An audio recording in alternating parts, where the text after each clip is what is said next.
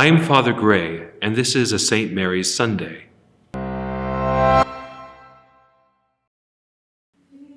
Today is the 5th Sunday of Lent, and that means that Easter is just 2 weeks away.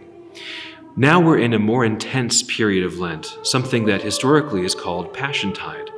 And to symbolize that, we veil the images. The church is now veiled. The crucifixes, the images of Mary, and other holy images are covered in purple or in red. And we do this because this is a time specifically when we go very deep into that which is paying attention just to the Lord, paying attention just to His Word, because it's His Word that gives us life. It's our faith in His Word that gives us access to Jesus. Let us then pay attention to how His Word makes us alive. Let's listen to the Holy Gospel for this Sunday. A reading from the Holy Gospel according to John. The sisters of Lazarus sent word to Jesus, saying, "Master, the one you love is ill." When Jesus heard this, he said, "This illness is not to end in death, but is for the glory of God, that the Son of God may be glorified through it." Now Jesus loved Martha and her sister and Lazarus. So when he heard that he was ill, he remained for 2 days in the place where he was. Then, after this, he said to his disciples, "Let us go back to Judea." When Jesus arrived, he found that Lazarus had already been in the tomb for 4 days. When Martha heard that Jesus was coming, she went to meet him, but Mary sat at home. Martha said to Jesus, "Lord, if you had been here, my brother would not have died. But even now I know that whatever you ask of God, God will give you." Jesus said to her, "Your brother will rise." Martha said, "I know he will rise in the resurrection on the last day." Jesus told her, "I am the resurrection and the life.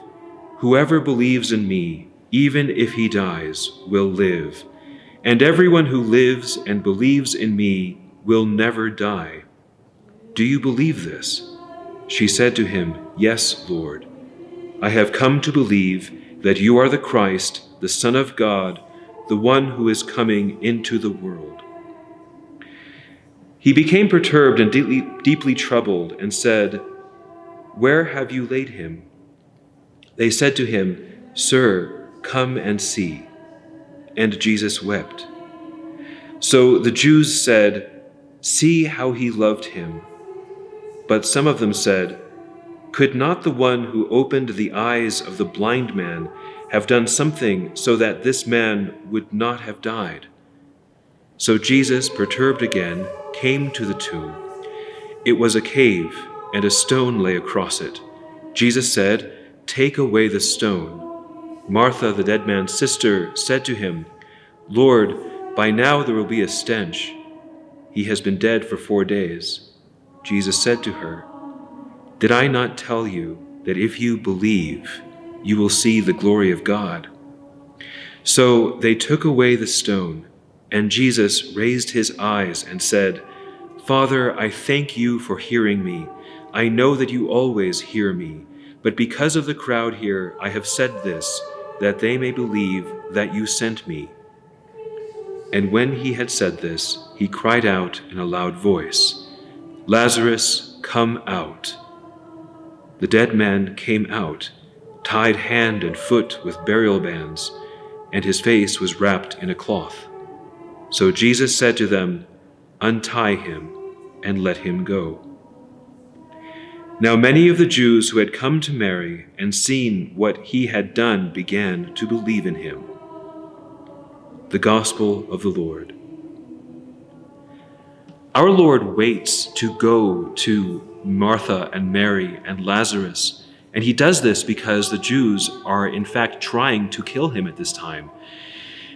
But in this miracle, many of these same people who were seeking to destroy him come to the faith.